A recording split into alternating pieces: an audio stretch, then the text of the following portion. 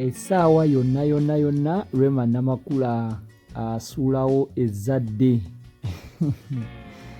Ezzadde kiteeberezebwa okubanga ezzadde lirenzi kubanga yalabibwako emabegako awo nga shopping gy'akola ya mwana mulenzi ng'agezaako okugula ebimotoka, agezaako okugula ebyokuzannyisa nga tumulaba ka shopping k'akola ka mwana mulenzi.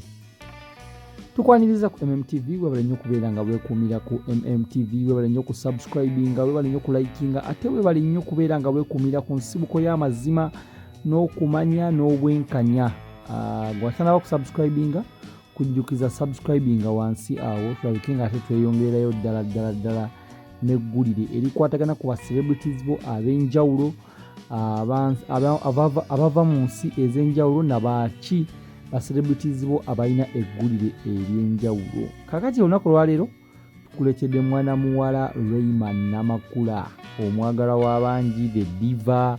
Abamu bamwagala, abalala bamusosola, abalala bagamba biki, naye yakulaga nti tafaayo kuba yafuna omwami amwagala, kye yali ayagala yagamba kyekirooto kya buli mukyala kufuna musajja ng'amwagala nnyo. Rema Namakula ono yalabiddwako ng'alina omukolo gw'ayimbako, ng'omukolo guno eno gwabadde gwa scientific era yaguyimbyeko ku over the weekend. Olunaku lwaleero lwakubiri naye yaluyimbyeko ku wiikendi.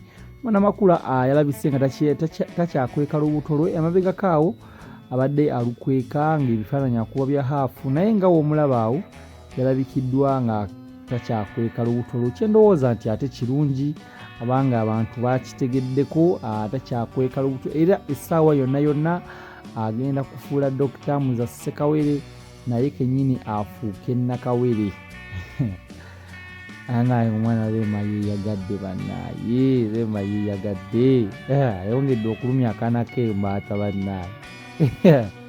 Akaana k'embaata kati kafa, tekalina kyakukola naye kafa.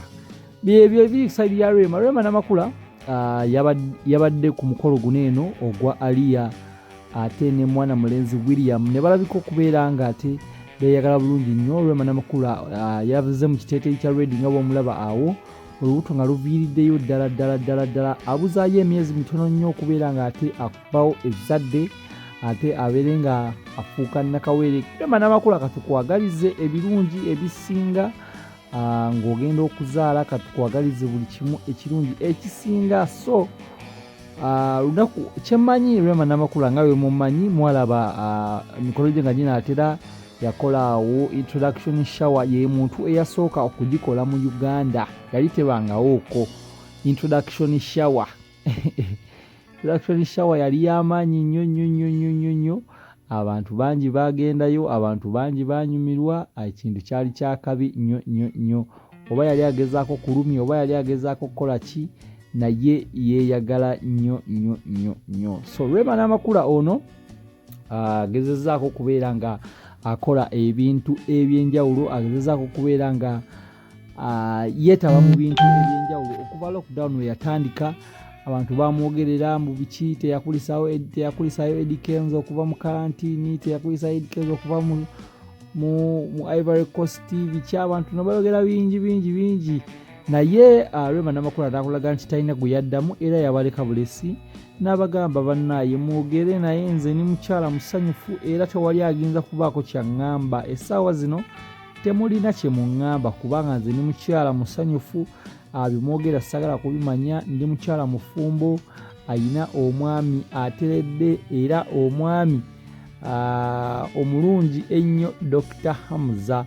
Abantu baanenya Rema Namakula nga bamugamba yagaana okuwa Eddie Kenzo omwana, yagaana okukola kibiki, naye n'abawandikira post ku Facebook n'abagamba nti nno zino ensonga za mukwano, ensonga za baagalana, n'abagamba balabike okubeera nga bazivaamu kubanga tewali amanyi gye beesanga, tewali amanyi ngeri Rema gye yafunamu Hamza, ate ne Eddie Kenzo yennyini mwali temumanyi ngeri gye yafunamu Eddie Kenzo. So n'abasirisa n'abagamba bannaye mufune ebyokukola, muve ku bulamu bw'abantu, mubeere ng'ate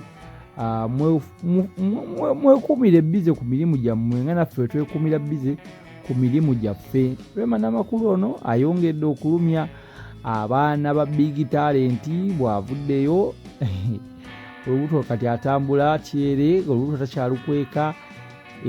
Kyendowooza nti ate kirungi kubanga tasula na muganda we, tasula nani, era asula na bbaawe. Kati omuntu ng'asula na bbaawe oba osuubira ki? Era oba olina osuubirayo ebirabo ngaawe byo bityo. Ate kati baabo baali baakava mu mikolo, mwaka tegunaaba na kuwera mulamba. So omuntu atasula na muganda we era ky'oba osuubira kiba kyekyo.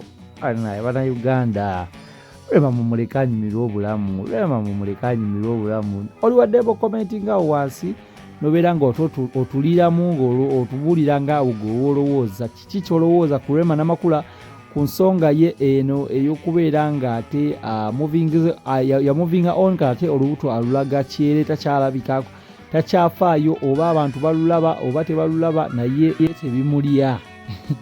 Ye yagambye ye tebimulya, mwabamanyi oba mwogera ki ate ye abagambye ye alaba tannaba kubeera tannatandika kubikolera mwami we nga wayagala okubimukolera, kubanga ye agamba omwami amwagala nnyo n'omukwano omwami gwamulaga alabye ddala byakola tebimala kumwera nga bimusanyusa. Omwami akoze ebintu bingi nnyo. So Rema Namakula ye yavuddeyo n'agamba bannaye mundeke, nze ate ndaba sinnaba. Yasooka n'abyogerera ku TV emu eya NTV ng'ali ne mwana muwala Farida Nakazibwe, naye era yazzeemu n'ayogera ekintu ekimu ng'ali ku mbaga eno n'agamba bannaye nze mundeke, ndaba omwami sinnaba na kumwagala bintu bisaanidde, ndaba sinnaba kumwagala bikinwala. Abaana Rema Namakula alumya. Nova ne ex wo ng'alinga Rema bannaye. Kati oba okakudde mu kabaka yiisi. Byebyo nno ebiri saidize eya Rema Namakula. Rema Namakula okuva ku MMTV twagala okukwagaliza okuzaala obulungi, okubeera ng'ate n'omwana wo tumulabako obulungi nnyo. Ffe tugenda kuba tukutuusaako wane n'omwana wa Rema, tugenda kuba tukutuusa buli ggulire erikwatagana ku celebrity wo. So subscribinga, ate tugenda kuba tukuleetera ensonga ya Eddie Kenzo alina ensonga gye yayogedde ku by'okusoma kwa Bobi Wine. So subscribinga wansi awo tubeere nga ate tweyongererayo ddala n'amawulire obeere nga weekumira ku MMTV. Subscribinga oyite ne banno balabe ku video, sharinga ate okomentinge awo otuwulire kiki gwe kyolowooza ku eno embeera. Subscribinga wansi kwebale nnyo kubeera nga weekumira ate ku MMTV ensibuko y'amazima.